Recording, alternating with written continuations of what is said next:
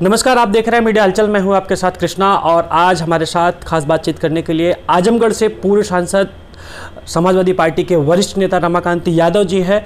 रमाकांत यादव जी से सबसे पहला सवाल हमारा यही कि जिस तरह से आईटी की रेट पड़ी है भारत समाचार और दैनिक भास्कर समाचार पत्रों पे, इसको आप किस निगाह से देखते हैं?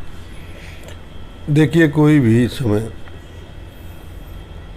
भारतीय जनता पार्टी की सरकार में कोई भी व्यक्ति अगर, जबकि लोकतंत्र है, लोकतंत्र में सभी लोग बोलने के लिए स्वच्छंद हैं, कहने के लिए स्वच्छंद है, अगर उनके खिलाफ कोई आम आदमी बोल देता तो उसे जो है देशद्रोही कहा जाता, उनको जेल डाल दिया जाता है। भारत समाचार या वो जो आपने बताया दैनिक भास्कर, जब ये सही सीन को, जो सही बात है वो रखना शुरू किया इन लोगों ने, तब ये तिरमिलाहट आ गई भारतीय जनता पार्टी के अंदर, सरकार के अंदर, कि ये सही बात निकाल रहा है, हमारा नुकसान होगा। तो ये जो भी सही काम करेगा, सही बात करेगा, चाहे पेपर हो चाहे इलेक्ट्रॉनिक मीडिया हो, उसके खिलाफ ईडी को भेजेंगे, तमाम हथकंडे अपनाएंगे, उनके ऊपर रास्ता भी लगाएंगे, देशद्रोही भी कहेंगे, तमाम बातें कहें तो आम बात है। मेरा अपना तो मानना है इनसे बढ़िया तो अंग्रेजी हुकूमत थी। कम से कम उस समय सबके लिए कानून व्यवस्था एक थी, चाहे छोटा हो चाहे बड़ा हो, चाहे गरीब हो चाहे अमीर हो। क्या इस तरह से आईटी की रेट डाल के क्या एक दबाने का प्रयास किया जा रहा है? इसके अलावा और है क्या? केवल दबाने के लिए, सबका मुंह बंद करने के लिए तानाशाही रवैया ये जो है ये अच्छी नहीं है, लोकतंत्र के लिए बहुत खतरनाक बात है। एक तरह से लोकतंत्र समाप्त होने की बात है, लोकतंत्र को समाप्त किया जा रहा है। सरकार ने अभी दावा किया है कि कोरोना वैश्विक महामारी में ऑक्सीजन से किसी की मौत नहीं हुई है, तो इसको लेकर आप क्या कहेंगे? देखिए, ये झूठ बोलने में बहुत माहिर हैं। ये कह रहे हैं कि कोरोना में जो लोग मरे हुए हैं, जिनकी मृत्यु हुई है ऑक्सीजन से, मैं भी इसी क्षेत्र में रहता हूँ, डेली 100-200 लोग ऑक्सीजन के लिए दौड़ते थे कि ऑक्सीजन दिलवा दीजिए, ऑक्सीजन मिलता नहीं था। हम लोग सांसद होकर के, भूतपूर्व सांसद हैं, हम लोग परेशान होते थे कि किसी आदमी की जान बचाने के लिए कोई छोटा सिलेंडर, बड़ा सिलेंडर मिल जाए, लेकिन नहीं मिल पा रहा। अधिकारियों से बात करता था, अधिकारी कहते है ही नहीं है, क्या करें, हम कहाँ से दे दें। तो लगभग 75-80% लोग जो है ये ऑक्सीजन कमी की वजह से मरे हैं और सरकार की लापरवाही से मरे हैं, डॉक्टरों की लापरवाही से मरे हैं। निश्चित रूप से ये ऑक्सीजन कमी होने के नाते मरे हैं लोग। आजम खान की तबीयत लगातार उनकी ख़राब थी। जब उनको जेल भेजा जा रहा था तो सपा के नेता लगातार कह रहे थे कि उनकी तबीयत ठीक नहीं, उनको जेल न भेजा जाए, लेकिन जेल जाने के बाद उनकी एक बार तबीयत फिर ख़राब हो गई, फिर उनको मेदांता शिफ्ट किया गया है। परसों अखिलेश यादव उनको देखने भी गए थे। अभी उनके स्वास्थ्य में थोड़ा बहुत सुधार आ रहा है, तो उसको लेकर आप क्या कहेंगे? देखिए, आजम खान साहब हमारी पार्टी के वरिष्ठ नेता हैं और शुद्ध रूप से समाजवादी पार्टी, समाजवादी विचारधारा में काम करते हैं।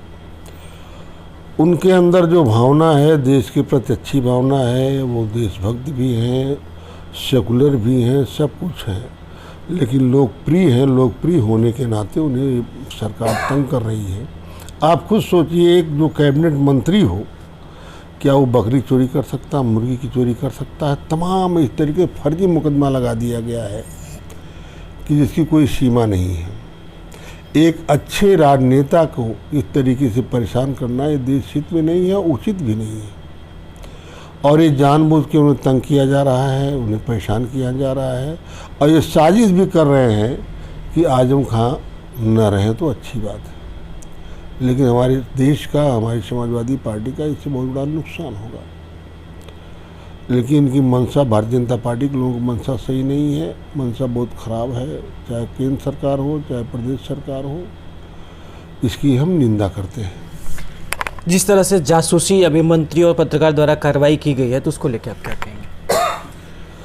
देखिए, जासूसी और ये तमाम बातें भाजपा का फितरत है। ये भारतीय जनता पार्टी तो विरोधियों की भी जासूसी करवाती है, फ़ोन रिकॉर्ड करवाती है, अपने भी मंत्रियों को करवाती है, जिसको ये लोग मन बना लेते हैं कि कहीं पार्टी के खिलाफ न बोल जाए, या इनकी वजह से ये आगे बढ़ रहे हैं, ये लोकतंत्र के का पालन कर रहे हैं, लोकतंत्र में आस्था रखते हैं, उनको निश्चित रूप से किसी न किसी तरीके से परेशान करने के लिए फ़ोन भी रिकॉर्ड करवाते हैं, उनके पीछे खुफिया लगा देते हैं, तमाम बातें हैं।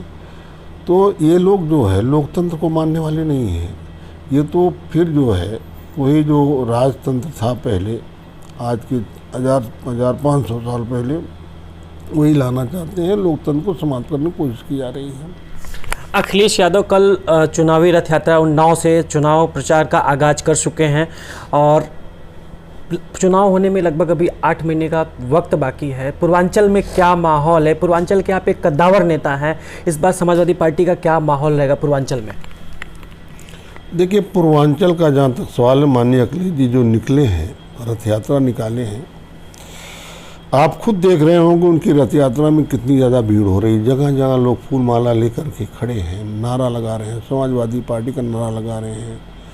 ये भी कह रहे हैं कि हमें अखिलेश जैसा मुख्यमंत्री चाहिए, तमाम बातें। पूर्वांचल का जहाँ तक सवाल है, पूर्वांचल में निश्चित रूप से 80 से 85% सीटें जो हैं माननीय अखिलेश जी के और समाजवादी पार्टी के साथ जाएगी विधानसभा की।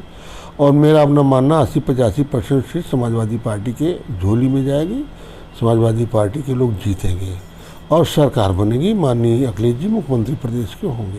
ये जो पंचायत के चुनाव में, जिला पंचायत के चुनाव में, प्रमुखी के चुनाव में जिस तरह से भारतीय जनता पार्टी अभी 67 सीटें लेके आई है, कल केशव प्रसाद मौर्य का एक स्टेटमेंट आया है कि उनका कहना था कि जिस तरह से जनता ने उन्हें मत दिया है, जो कि ये जिला पंचायत और प्रमुखी का ये वोटर होते हैं, तो केशव प्रसाद मौर्य का यही स्टेटमेंट था कि जिस तरह से उत्तर प्रदेश की जनता ने हमें बहुमत दिया है, उसी तरह से हम 22 में फिर सरकार बनाएंगे। क्या इससे समाजवादी पार्टी की पर 22 के चुनाव में क्या कुछ प्रभाव पड़ने वाला है? देखिए, अपने मुंह मियाँ मुट्ठू बनना जो है, केशव मौर्य जी हों, चाहे योगी आदित्यनाथ जी हों, चाहे कोई हो, ये ब्लॉक प्रमुख और जिला पंचायत अध्यक्ष का जो चुनाव होता है, ये सत्ता का होता है, पैसे का होता है, प्रशासन का होता है। आपने देखा है हर जिलों में डीएम और एसपी चुनाव लड़े हैं, कमिश्नर और डीआईजी चुनाव लड़े हैं। और जब लोकतंत्र को आप देखेंगे, जो वो कह रहे हैं कि जन समर्थन है, जन समर्थन तो वहाँ दिखाया जो आम जनता वोट करती है, चाहे प्रधान का चुनाव हो, चाहे बीडीसी का चुनाव हो, चाहे जिला पंचायत सदस्य का चुनाव हो। उसमें तो 60% समाजवादी पार्टी के लोग, 20% समाजवादी पार्टी के समर्थक लोग जीते हैं। लगभग 75 से 80% लोग समाजवादी के समर्थक और समाजवादी पार्टी के लोग जीते हैं। तो अगर अखिलेश जी ये कहते हैं कि जनता में हमारा वर्चस्व, हमारी वो बढ़ रही है, ख्याति बढ़ रही है, तो बात समझ में आती है। अब ये लोग अनायास चिल्ला रहे हैं, भाई सरकार है, और यही जब सरकार बन जाएगी समाजवादी पार्टी की 2022 में, तो देखिएगा जो 67 हैं, 67 लोग में 60 लोग समाजवादी पार्टी ज्वाइन करने के लिए बेताब रहेंगे, और प्रमुख लोग भी। ये तो सत्ता का प्रयोग किया है। जन समर्थन तो वहाँ मालूम होता है जब गांव के लोग, देहात के लोग वोट देते हैं, प्रधान को देते हैं, जिला पंचायत सदस्य को देते हैं, बीडीसी मेंबर को देते हैं। उसमें तो हम बहुत ज़्यादा हैं, इनका पता नहीं चल रहा कहाँ कितने पीछे हैं। तो जन समर्थन तो वहाँ से जाहिर मालूम होता है, ना कि ये गिने हुए वोट से जो पैसे से बिकता है या पैसे से लोग करते हैं या सरकार द्वारा दबाव डाल के लेते हैं, इससे जन समर्थन नहीं मालूम होता है। इस बार इस चुनाव में पहली बार ऐसा जिस तरह से एक महिला के साथ अभद्रता की गई, साड़ी खींची गई, लगातार कई प्रत्याशियों को उन्हें डीएम कार्यालय तक नहीं पहुंचने दिया गया, पर्चा दाखिल नहीं होने दिया गया, तो उसको किस निगाह से आप देखते हैं? देखिए, साड़ी कोई नई बात नहीं भारतीय जनता पार्टी की सरकार में। आप केवल यही साड़ी की बात कर रहे हैं, सीतापुर की, लखीमपुर की बात कर रहे हैं आप जी। क्या उन्नाव को आप भूल गए? सेंगर वाली घटना, क्या आपने हाथरस घटना को भूल गए आप?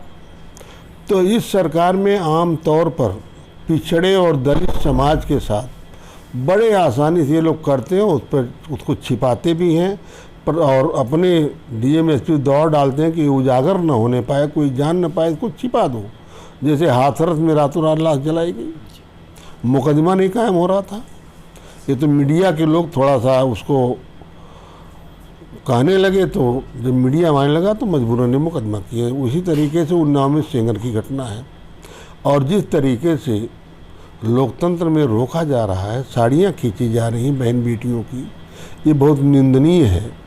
इसका जवाब जनता 2022 में इनको देने का काम करेगी। एक लास्ट सवाल आपसे, ये अखिलेश यादव का लोकसभा क्षेत्र है, यहाँ से सांसद हैं और अभी जिला पंचायत चेयरमैन का चुनाव समाजवादी पार्टी के खाते में ही गई है, तो यहाँ पे 10 विधानसभा में से कितनी विधानसभा सीटें समाजवादी पार्टी के खाते में जाए? भाई देखिए, आजमगढ़ का जहाँ तक सवाल है, आजमगढ़ में 10 विधानसभा सीटें हैं और ये हमारे राष्ट्रीय अध्यक्ष माननीय अखिलेश जी का क्षेत्र है। और यहाँ अगर 10 सीट हैं, 10 अगर समाजवादी पार्टी के खाते में नहीं आती हैं तो हम समाजवादी पार्टी के लोग समझेंगे कि हम लोग कमज़ोर हो गए हैं। इसलिए मेरा ये दावा है कि 10 की 10 सीट जो है समाजवादी पार्टी की जीतेगी और माननीय अखिलेश जी प्रदेश के मुख्यमंत्री होंगे। और केवल आजमगढ़ की बात मत करिए, पूरे पूर्वांचल में एक आंधी जो होती है, तूफान जो होता है, और जब तूफान आता है तो मोटे मोटे पेड़ भी उखड़ जाते हैं। उसी तरीके से आज पूरे पूर्वांचल में माननीय अखिलेश जी की समाजवादी पार्टी की आंधी चल रही है। भारतीय जनता पार्टी को या किसी भी पार्टी के दिग्गज लोग जैसे तूफान में बड़े बड़े पेड़ उखड़ जाते हैं, उस तरीके से लोग उखड़ जाएंगे। देखिएगा आप, सामने आएगा आपके। जी बहुत बहुत धन्यवाद। जिस तरह से सांसद जी का साफ तौर पे कहना है कि भारतीय जनता पार्टी जिस तरह से भारत समाचार और दैनिक भास्कर के ऑफिसों पे और Brajesh Mishra editor in chief head और वीरेंद्र सिंह यूपी हेड के घरों पे छापा पड़ रहा है, तो ये किनकी मानसिकता है? इनको दबाने का प्रयास किया जा रहा है ताकि लगातार कोविड महामारी में लगातार सच्चाई को दिखाना, भारत समाचार लगातार सच्चाई को दिखाना, गंगा घाट पर जहां पर लाशें तैर रही थी उस वीडियो को उस प्रमुखता से दिखाना आज लगता है उनके लिए महंगा पड़ रहा है।